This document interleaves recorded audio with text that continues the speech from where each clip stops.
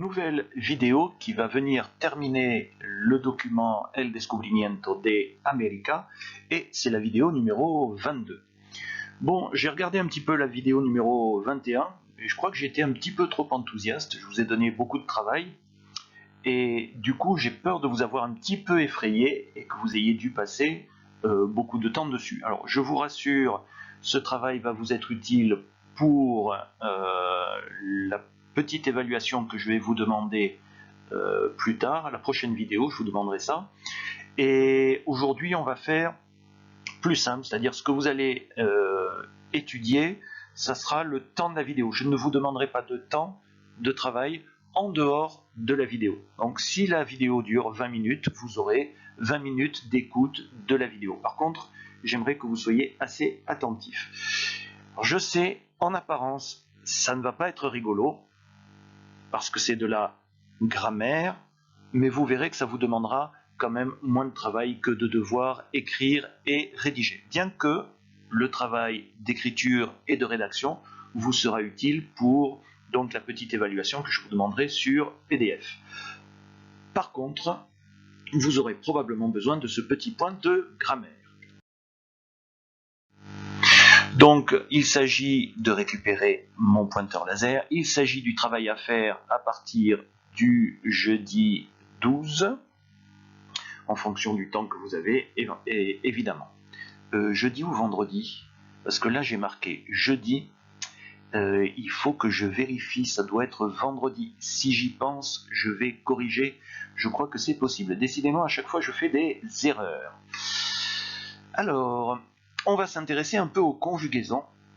Et comme vous devez parler de Christophe Colomb, qui est une histoire passée, je vous pose la question, comme je l'ai fait en classe d'ailleurs, quand vous voulez raconter une histoire du passé, quels sont les temps que vous utilisez en français? Et en général, j'obtiens suffisamment de réponses puisque je vous donne ces exemples-là. Il avait navigué, Christophe Colomb, il naviguait, il navigua, il naviguerait. Et beaucoup d'élèves arrivent à trouver les réponses qui correspondent à chacun des temps qui apparaissent ici et me donnent le nom de chacun de ces temps. Pas tous. Et ça, c'est mal. Alors, le premier, c'est un... Oui, j'ai fait un silence exprès pour vous laisser le temps de répondre ou de faire pause et d'aller chercher sur Internet. Donc, le premier temps, il avait navigué, c'est un plus que parfait. Bien. Il naviguait, il navigua. Il s'agit de quel temps? Et quand je dis quel temps, je parle au pluriel puisqu'il y en a deux. Je vous laisse réfléchir. Imparfait et passé simple.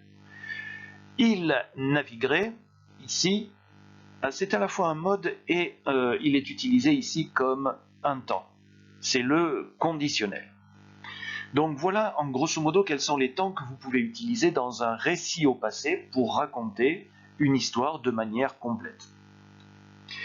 Alors, à votre avis, quels sont les temps les plus importants des 4 temps qui apparaissent ici? Bon, je pense que vous avez deviné parce que ne serait-ce que la mise en page déjà le montre. Il s'agit bien entendu de l'imparfait et du passé simple. Et ces deux temps permettent de raconter ce qui se passait ou ce qui se passa pendant l'histoire. Et ça, c'est une notion qui pour moi est importante. Le pendant me semble très important. Ensuite, vous avez le plus que parfait qui sert à parler de ce qui s'était passé avant l'imparfait et le passé simple. Et vous avez enfin le conditionnel qui sert à parler de ce qui se passerait après ce qui est présenté ici. Alors, je préfère ces notions de pendant l'histoire, avant l'histoire et après l'histoire, parce que souvent on a tendance à dire le présent, le passé et le futur. Et ici, ça ne fonctionne pas puisque tous les temps que vous avez ici sont des temps du passé.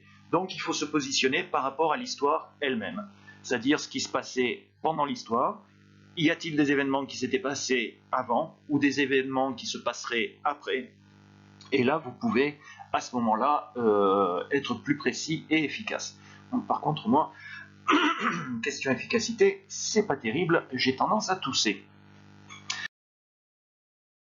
Alors, en français, quelle est la construction de chacun de ces temps? Comment construit-on le plus que parfait, l'imparfait, le passé simple et le conditionnel? Bien entendu, quand on est en classe et que je vous fais ce cours-là, je vous apporte une petite aide en vous donnant les exemples qui sont à côté. Et là, il faut m'expliquer quelle est la construction, en étant précis. Par exemple, là et là, il faut bien m'expliquer de quoi il s'agit à chaque fois. Par exemple, il ne suffit pas de me dire il faut mettre un auxiliaire, il faut aussi préciser le temps. Je ne sais pas si je vais arriver au bout de cette vidéo. Oui, je sais, il y en a qui seraient contents. Donc, pour le plus que parfait, la construction, c'est auxiliaire plus participe passé. Oui, alors j'ai pas mis auxiliaire à l'imparfait parce que je n'avais pas la place. Mais vous êtes obligé de le dire. Ensuite, l'imparfait et le passé simple, eh bien, les deux constructions sont les mêmes. Vous avez un radical suivi de terminaison. Et le conditionnel, c'est un infinitif complet, le verbe naviguer, plus déterminaison. Alors, d'une manière générale, j'aurais tendance à dire que dans la conjugaison, quelle que soit la conjugaison, si vous avez un verbe construit avec un radical et déterminaison, c'est qu'il parle de ce qui se passe ou se passait pendant l'histoire. Si vous avez une construction avec un auxiliaire et un participe passé, vous racontez quelque chose qui s'est passé, qui s'était passé avant l'histoire. Et si vous avez quelque chose qui se construit avec un infinitif et déterminaison, eh bien vous racontez quelque chose qui se passerait plus tard ou de quelque chose qui se passera plus tard. En général, la construction permet de savoir à quelle période de temps ça correspond. Alors, en espagnol, c'est exactement la même construction. Et ça, c'est plutôt pas mal, parce que vous n'aurez pas de surprise ou de choses trop compliquées à comprendre. Bien entendu, il faut bien connaître ces conjugaisons en français. Et je vous ai mis en relief l'imparfait et le passé simple, qui sont les temps principaux, ceux de l'histoire que l'on raconte. Pardon.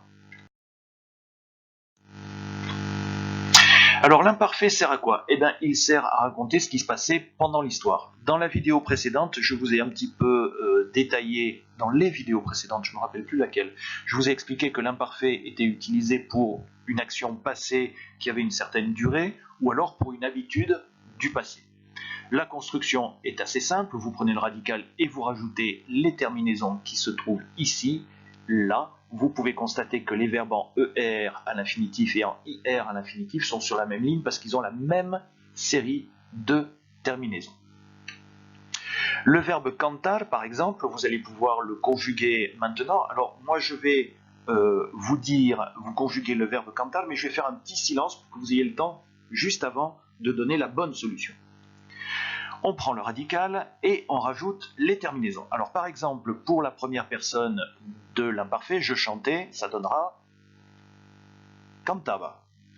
Ensuite, tu chantais, cantabas. Il ou elle chantait, cantaba. Nous chantions, cantábamos, et on n'oublie pas l'accent écrit. Vous chantiez, cantabais.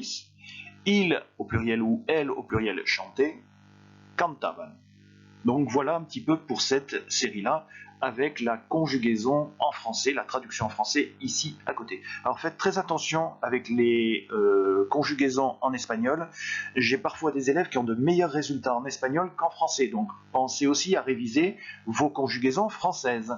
Mine de rien, c'est important. Le verbe comer qui signifie manger. Alors là, je ne vais même pas donner la traduction, je vous mets le radical et j'attends la première personne. Comía. Deuxième personne. Comías. Troisième personne. Comía. Première personne du pluriel. Comíamos. Deuxième personne du pluriel. Comíais. Troisième personne du pluriel. Comían. Donc voilà la série en question. Et pardon, ces terminaisons-là, vous allez les retrouver pour les verbes en IR, comme le verbe vivir, vivre. Le radical, première personne. Oui, je suis allé plus vite parce que là, normalement, vous devez réagir. Vous avez compris le système, j'espère. Deuxième personne. Vivías. Troisième personne du singulier. Vivía. Première personne du pluriel. Vivíamos. Deuxième personne du pluriel. Vivíais. Troisième personne du pluriel. Vivían. Bien. Alors, il y a quand même dans ces conjugaisons-là un truc bizarre. Je vous laisse réfléchir pendant que je finis de tousser. Ouais, je crois que je vais me sauver. Alors, c'est quoi le truc bizarre? Allez, je vous montre. C'est ça le truc bizarre. C'est qu'en fait, vous avez une première personne du singulier et une troisième personne du singulier qui sont les mêmes. Alors, c'est extrêmement rare en espagnol. Vous savez que vous n'avez pas de pronom sujet obligatoire devant. Je, tu, il, elle, nous, vous, il, elle n'existe pas en espagnol parce que les terminaisons sont suffisamment différentes pour que l'on puisse reconnaître la personne. Sauf là. Sauf à l'imparfait. Donc parfois, il faudra préciser le sujet, soit en rajoutant un nom commun, ou alors en mettant devant yo, qui veut dire moi, attention, elle, qui veut dire lui, ou Elia, qui veut dire elle. Alors j'ai pas mis ici, j'aurais pu rajouter usted, qui est la forme de politesse en espagnol et qui s'utilise avec la troisième personne du singulier. Mais on reverra ça d'abord ensemble avant de le rajouter ici. Les verbes irréguliers. Oui, il n'y en a que 3. Je suis un petit peu déçu, mais vous devez avoir à peu près un sourire aussi large que ça, parce que effectivement, ça ne vous fait pas beaucoup de verbes irréguliers à apprendre. Par contre, hein, je vous répète le conseil, je rapproche le micro, les verbes irréguliers sont toujours des verbes très utilisés. Il faut donc les connaître. C'est parce qu'ils sont très utilisés qu'ils se sont beaucoup abîmés. Donc attention. Vous avez le verbe ir, qui veut dire aller, et qui donne, attention, vous n'avez pas ici une série de terminaisons, c'est le verbe complet. Ça, c'est la première personne du singulier complète.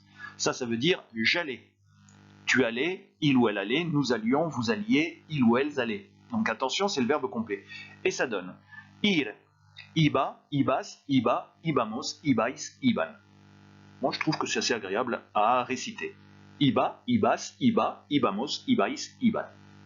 Voilà, pas très compliqué. Ensuite, le verbe ser, qui est un des deux verbes être, qui donne era, eras, era, éramos, erais, eran.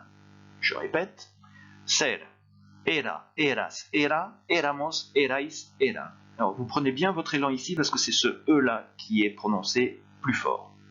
Et le troisième verbe, le verbe voir, celui-là vous allez pouvoir l'utiliser assez souvent. Ber, attention, le V se prononce comme un B, et ça donne beia, beias, beia, beiamos, beiais, beian. Je répète, ber, beia, beias, beia, beiamos, beiais, beian. Je l'ai oublié.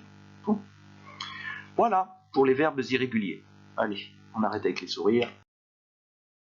Et on passe à la suite. Au passé simple. Alors le passé simple est utilisé pour raconter ce qui se passa pendant l'histoire ou ce qui s'est passé. Alors ici nous n'aborderons pas le sujet du passé composé, mais les Espagnols utilisent le passé simple avec beaucoup de facilité. En français, il est pratiquement réservé à la littérature, aux romans, etc. Ce qui fait que vous le maîtrisez souvent difficilement. Même moi, j'ai des difficultés parfois pour conjuguer certains verbes en dehors de la troisième personne. L'espagnol l'utilise tellement souvent qu'il remplace même parfois le passé composé chez les Espagnols. Bon, mais ça, on en reparlera ensemble en classe également. Construction, donc radicale plus terminaison. Vous voyez que les verbes en ER et les verbes en IR sont sur la même ligne parce qu'ils ont la même terminaison, ce qui est assez pratique. Bonne nouvelle. Le verbe cantar. Alors, vous allez réciter le verbe cantar quand je vous le dis.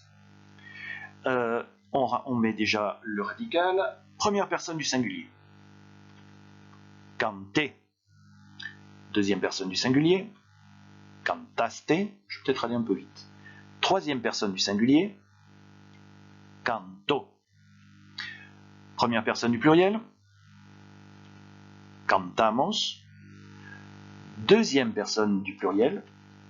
Cantasteis. Troisième personne du pluriel. Cantaron. Et je vous mets ici la traduction parce que ça, souvent, ça vous pose un certain nombre de problèmes. Donc, particulièrement ces deux personnes-là qui sont très peu utilisées et qui sont assez différentes du reste, des fois on a l'impression que c'est ridicule et que l'on s'est trompé, mais non, pas du tout, c'est comme ça. Ensuite, le verbe comer, j'ai déjà mis le radical.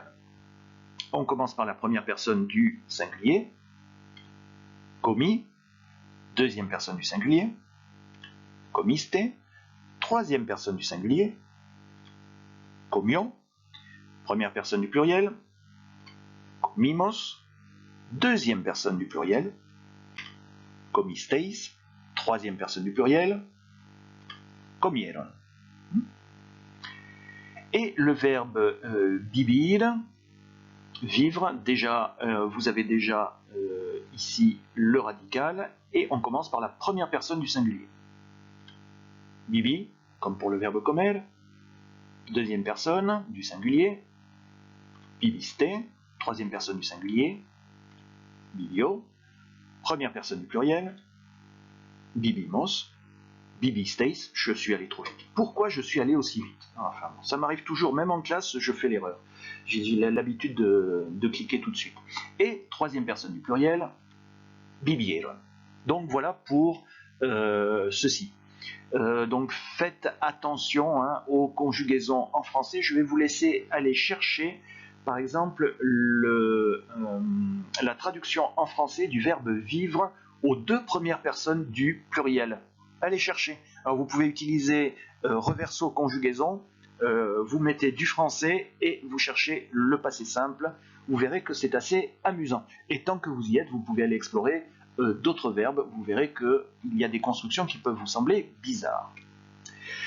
Attention à la première et troisième personne du singulier, n'oubliez pas l'accent écrit.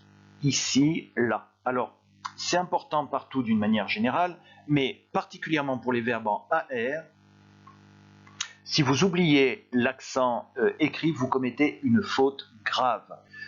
Par exemple, canto, si vous oubliez l'accent écrit, vous avez canto, qui veut dire je chante. Vous changez de personne et vous changez de temps. Vous passez du passé simple au présent d'indicatif. Donc si vous oubliez l'accent, c'est vraiment très important. Et je vous ai déjà fait le coup en classe, méfiez-vous également, ça s'entend à l'oral. Ici, on va prononcer canto, en insistant sur le dernier O, et quand vous êtes au présent d'indicatif et que vous supprimez l'accent écrit, on dit canto, c'est-à-dire que vous insistez plutôt sur le A. Canto, canto. Donc attention à ça. Là, c'est encore pire. Si vous oubliez l'accent écrit, vous n'êtes plus au passé simple à l'indicatif, vous changez carrément de mode et vous passez au subjonctif présent et c'est troisième personne du singulier ou première du pluriel, du singulier. Donc attention à ça, ces accents-là. Ici, là particulièrement, je suis sans pitié. Si vous oubliez l'accent, je compte une faute avec cruauté. Tiens, j'aurais dû profiter du bruit pour tousser. Alors maintenant, on va voir les irréguliers. Alors vous allez être content, vous allez vous dire, encore 3 irréguliers, raté, vous pouvez pleurer. Vous avez un minimum de 18 verbes irréguliers à connaître pour vous en sortir. Et comme je vous l'ai déjà dit, les verbes irréguliers en espagnol, en français, c'est la même chose. Ce sont des verbes qui sont très utilisés, donc vous en avez vraiment besoin. Il faut absolument les connaître. Et si vous ne les connaissez pas, vous aurez souvent des soucis. Allez, c'est parti. Il y a une bonne nouvelle, c'est qu'on peut les regrouper par famille et la conjugaison se ressemblera beaucoup. Donc vous verrez que c'est pas si difficile que ça à connaître, il suffit de savoir les regrouper. Souvent quand on a la première personne du singulier, on devine la suite. Alors je vous ai mis ici 4 verbes qui fonctionnent un petit peu de la même façon, enfin 4 verbes. En réalité 5 parce que le verbe aller et le verbe être souvent peuvent avoir le même sens. Vous pouvez dire je suis allé au collège par exemple et j'ai été au collège. Bon, bref. Et vous pouvez voir que certains vont avoir des points communs. Par exemple le iste ici, d'accord, qui apparaît régulièrement. Des terminaisons o, par exemple ici. Donc c'est tout à fait possible. Le verbe decir, qui signifie dire, va donner dire, dijiste, dijo, dijimos, dijisteis, dijeron. Le verbe donner, dar, vous voyez que ce sont des verbes extrêmement courants, d'une utilisation fréquente. Di, diste, dio, dimos, disteis, dieron. Le verbe ber, encore lui, bi, biste, bio, bimos, bisteis, bieron. Le verbe ser, très courant, le verbe ir, très courant, fui, fuiste, fue, fuimos, fuisteis, fueron. Ce qui ressemble un petit peu au français, il fut, par exemple. Donc, pardon, je vous recommande vraiment de connaître ces verbes-là. Et il y en a encore, il y avait un petit espace. Vous avez le verbe tener, le verbe avoir, très utilisé. Tuve, tuviste, tuvo, tuvimos, tuvisteis, tuvieron.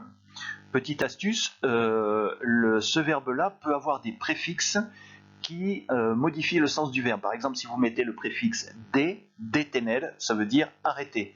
Et la conjugaison sera la même. Detuve, detuviste, detuvo, detuvimos, detuvisteis, detuvieron. Ensuite, vous avez le verbe estar, donc les deux verbes être en fait sont irréguliers, et ça donne estuve, ah tiens, tuve, estuve. Ah, vous voyez que c'est pas si difficile que ça. Estuve, estuviste, estuvo, estuvimos, estuvisteis, estuvieron. Et enfin, le verbe poner, ici le verbe mettre ou poser, puse, pusiste, puso, pusimos, pusisteis, pusieron. Vous voyez, il y a quand même des points communs, des choses qui se ressemblent, ça se retient quand même assez facilement. Tant que j'y suis, quand vous avez un devoir maison à faire, ce que vous pouvez, comme disons pour éviter les erreurs, vous pouvez aller sur reverso conjugaison et vérifier que le verbe n'est pas irrégulier autant que vous employez. Donc à l'imparfait, imperfecto et preterito, je crois que c'est sur la première colonne dans reverso. Bon, ça c'est la mauvaise nouvelle. Moi, si j'étais vous, je ferais une petite capture d'écran de ces irréguliers, je l'imprimerai et je le mettrai dans mon cahier d'espagnol. Vous n'auriez pas à le recopier et vous auriez déjà de bonnes bases. Oh, votre image préférée, vous voyez, ça n'a pas été si long, vous n'avez pas tant souffert que ça. Là, maintenant, votre vidéo est finie, votre travail est fini, vous n'avez plus rien à faire d'autre que d'attendre la prochaine vidéo. Bon courage!